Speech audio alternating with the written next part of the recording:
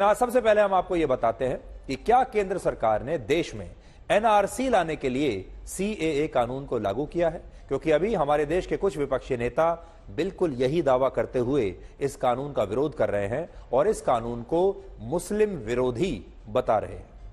NRC का मतलब होता है नेशनल रजिस्टर ऑफ सिटीजन्स। यह भारत के नागरिकों का एक ऐसा रजिस्टर होगा जिसमें सभी वैध नागरिकों का रिकॉर्ड सुरक्षित रखा जाएगा और इसमें अवैध शरणार्थियों की भी एक अलग से लिस्ट बनाई जाएगी। यानी यह देश के नागरिकों का एक रजिस्टर है जिसमें वैध रूप से इस देश में रहने वाले जो यहां के नागरिक हैं उनके नाम होंगे और जो अवैध रूप से रह रहे हैं उनका नाम भी इसमें होगा। और फिलहाल असम के मुख्यमंत्री हिमंता बिस्वा शर्मा ने कहा है कि अगर उनके राज्य में ऐसे किसी भी व्यक्ति को भारत की नागरिकता मिलती है जिसका नाम वहां की एनआरसी लिस्ट में नहीं है, तो वो असम में इस्तीफा देने वाले पहले व्यक्ति होंगे, पहले नेता हो जाएंगे। और उनके इसी बयान के बाद देश में कुछ लोग दावा कर रहे हैं कि सीएए का संबंध एनआरसी से है, जबकि ऐसा है नहीं। सबसे पहले आप असम के मुख्यमंत्री हिमंता बिस्वा शर्मा का यह बयान सुनिए, जिसके बाद यह विवाद और ज्यादा बढ़ गया है। का सपोर्ट करने वाला भी लोग असम में है, का विरोध करने वाला लोग भी असम में है। जैसे दोनों पक्ष का आर्गुमेंट है। असम का पहले भी एक कानून था, आईएमडीटी कानून। जब कोर्ट में गया था, कोर्ट ने फैसला लिया और कोर्ट ने ही वो कानून को रिपील किया। संसद में का पारित हो चुका है, का रूल भी नोटिफाई हो चुका है। जो भी लोग का विरोध करता है वो अदालत जा सकता है। असम का स्थिति और असम का हालत खराब ना हो और असम एक पीसफुल स्टेट बने रहे, यही हमारा लक्ष्य होना चाहिए। असम में एनआरसी पहले से ही लागू है और वहां लोगों ने एनआरसी के लिए आवेदन दिया है और इसलिए असम में सीएए कानून के तहत लोगों को नागरिकता एनआरसी के आधार पर देने की बात चल रही है, यह बात कही जा रही है। लेकिन भारत में एनआरसी का सीएए से कोई लेना देना नहीं है और ये दोनों ही अलग अलग मुद्दे हैं। कैसे, अब आपको बताते हैं। सीएए कानून पाकिस्तान, अफगानिस्तान और बांग्लादेश के गैर मुसलमानों को भारत की नागरिकता देने के लिए लाया गया है, जबकि एनआरसी अभी देश में आया भी नहीं है। लेकिन इसके बावजूद कुछ विपक्षी नेता सीएए कानून को जो है वो एनआरसी का हिस्सा बता रहे हैं और पश्चिम बंगाल और केरल के बाद अब तमिलनाडु में भी डीएमके की सरकार ने यह ऐलान कर दिया है कि वो अपने राज्य में सीएए को लागू नहीं होने देंगे। और पश्चिम बंगाल के मुख्यमंत्री ममता बनर्जी ने तो यह भी कहा है कि मोदी सरकार लोकसभा चुनाव में वोटों का सांप्रदायिक ध्रुवीकरण करने के लिए यह नया कानून लेकर आई है। और इससे भी बड़ी बात यह कि ममता बनर्जी कल से सीएए के खिलाफ एक आंदोलन शुरू करने वाली है। आगामी दिन बीजेपी जे अशांतिर खेला खेलবার চেষ্টা করছেন, আমি আপনাদের যুক্তি দিয়ে সেটা বোঝাবার চেষ্টা করব। রুলসটা কালকে কেন্দ্রীয় সরকার ঘোষণা করেছে, আদৌ এটা বৈধ কিনা আমার সন্দেহ আছে, কোনো ক্ল্যারিটি নেই। 2019 সালে এনআরসির নামে আসামে 19 লক্ষ লোকের মধ্যে 13 লক্ষ বাঙালি হিন্দুকে বাদ দেওয়া হয়েছিল। অনেক মানুষ দুঃখে আত্মহত্যা করেছিল। আপনারা যেই দরখাস্ত করবেন আপনাদের সব নাগরিকত্ব ক্যান্সেল করে দিয়ে, সব অধিকার ক্যান্সেল করে দিয়ে, এটা এনআরসির সাথে কানেক্টেড মনে রাখবেন, আপনাদের ডিটেনশন ক্যাম্পে নিয়ে চলে যাওয়া হবে। এই দরখাস্ত করবার আগে বারবার ভাববেন, একবার নয় হাজার বার। আমরা মানছি না, আমরা মানব না। इसी तरह का एक कानून व्हाइट साउथ अफ्रीका ने बनाया था, तो महात्मा गांधी ने उस कानून को फाड़ दिया था। मैंने भी पार्लियामेंट में इस सीएए के उस बिल को फाड़ा था। तीसरी बात यह है कि अब 4 साल के बाद ये सरकार रूल्स बना रही है।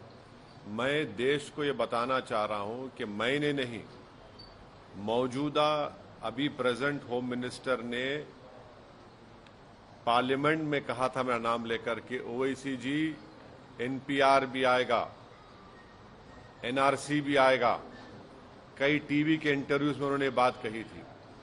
तो हम ये बताना चाह रहे हैं कि CAA एक्ट को सिर्फ आप CAA से मत देखिए, इसको आपको NPR से और NRC से जोड़कर देखना पड़ेगा। And I can tell you, I consider this morally and constitutionally wrong. And I will say to you that I'm fully in support of the decision of the India Alliance's Indian Union Muslim League to go to the Supreme Court against this. And I must say, if the India Alliance and the Congress Party come to power, we will withdraw this provision in the law beyond any shadow of a doubt. It's going to be in our manifesto. We will not support. देखिए, ये ध्यान भटकाने वाली बात है। चुनाव सामने है और ये चुनावी स्टंट्स हैं। नागरिकता देने की हमें कोई एतराज नहीं, नागरिकता देनी चाहिए, लेकिन उसमें रिलीजन डिफाइन क्यों कर दिया गया? किसी मुसलमानों को नहीं मिलेगी क्या? पाकिस्तान से, बांग्लादेश से और अफगानिस्तान से कोई मुस्लिम प्रताड़ित होकर यहाँ नहीं आ सकता? बहुत से ऐसे सेक्ट्स हैं जो अलग अलग हैं। तो हमारा तो उस वक्त भी ये कहना था कि आप इस सबको दे दिए। हालांकि गृह मंत्री अमित शाह ने देश के लोगों को भरोसा दिलाया है कि CAA कानून से किसी भी व्यक्ति की नागरिकता समाप्त नहीं होगी। अभी हमने कहा था कि हम CAA लाएंगे जो हमारे बांग्लादेश और पाकिस्तान से हिंदू, सिख, बौद्ध, जैन भाई बहन आए हैं, उनको नागरिकता देंगे। ये लोग विरोध करते हैं, मगर कल ही मोदी सरकार ने CAA का वादा भी पूरा कर दिया। और एक गलत फहमियां फैला रहे। इस देश के अल्पसंख्यक भाइयों को कहना चाहता हूं, माताओं को कहना चाहता हूं, CAA से किसी भी देश के नागरिक की नागरिकता जानी नहीं। CAA नागरिकता देने का कानून है, नागरिकता लेने का कानून नहीं है।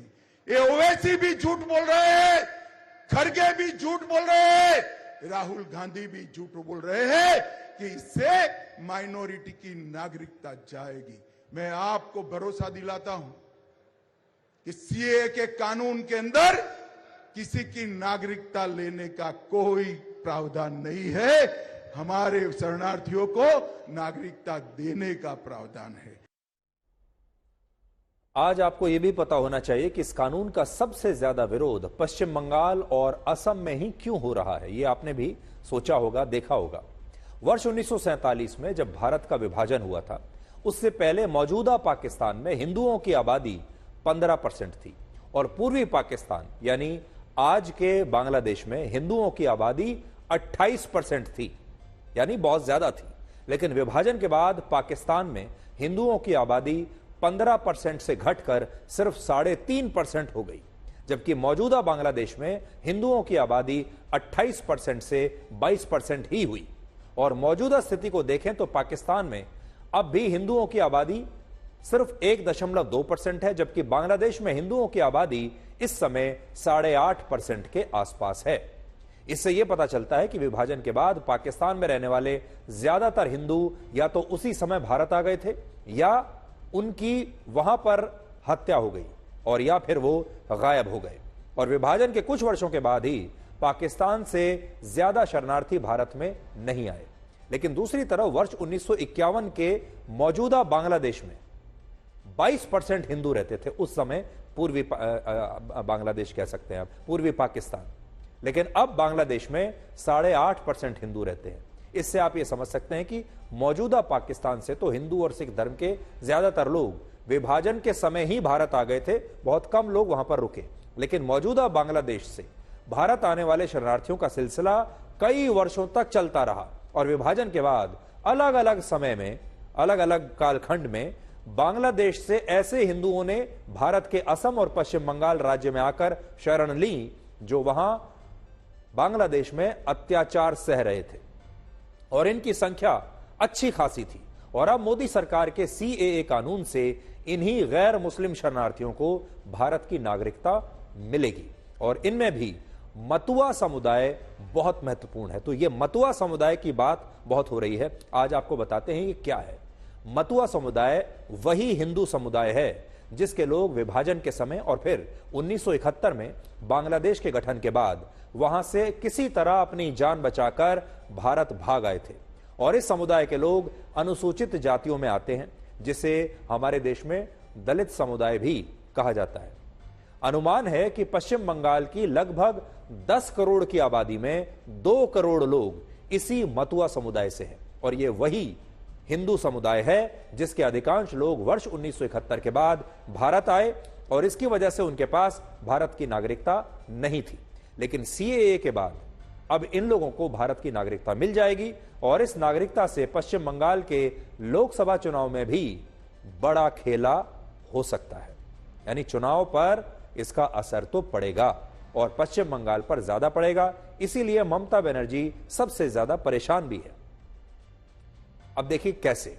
पश्चिम बंगाल में मतुआ समुदाय के लगभग 1.5 करोड़ वोटर्स हैं और क्योंकि यह समुदाय अनुसूचित जाति में आता है, इसलिए पश्चिम बंगाल की 42 में से जो 10 सीटें दलित समुदाय के लिए आरक्षित हैं, उन पर सीएए के लागू होने का असर जरूर पड़ेगा, जिनमें से पिछली बार बीजेपी सिर्फ 4 सीटें ही जीत पाई थी। और इससे आप समझ सकते हैं कि पश्चिम बंगाल की मुख्यमंत्री ममता बनर्जी इस नए कानून का इतना विरोध क्यों कर रही हैं और वो इतनी बेचैन क्यों हैं, क्योंकि हो सकता है कि उनके हाथ से कुछ और सीटें इस बार निकल जाएं।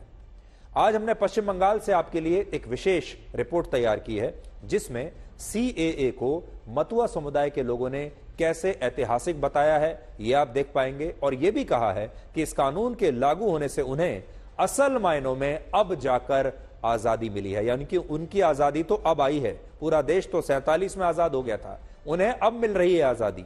और इसी रिपोर्ट में हम आपकी मुलाकात 79 वर्ष के विधान रॉय से भी आज करवाएंगे, जो 1988 में बांग्लादेश से भारत आए थे और उन्हें अब इस बात की खुशी है कि वो अपने जीते जी भारत के नागरिक बन पाएंगे।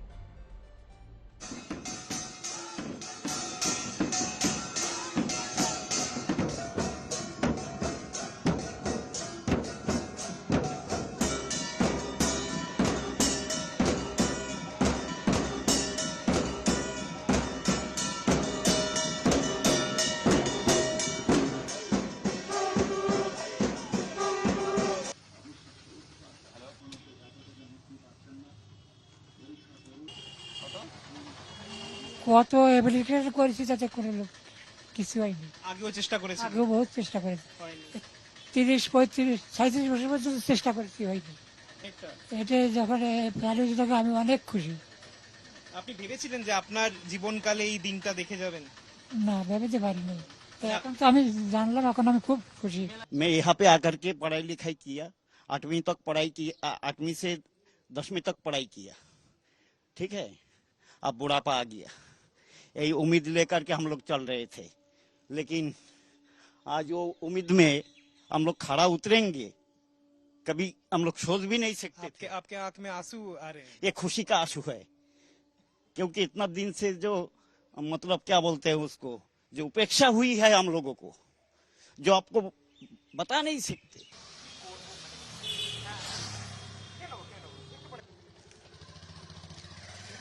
ছোট ছোট ভাইপো ভাইজি ছিল, তাদের নিয়ে যখন যাই তখন আমাদের ওই রাইফেল দিয়ে যখন গুলিগুলো দেয় আমাদের কানের কাছে যায়, সেই দৃশ্যের কথা আমরা কোনোদিনও ভুলতে পারবো না।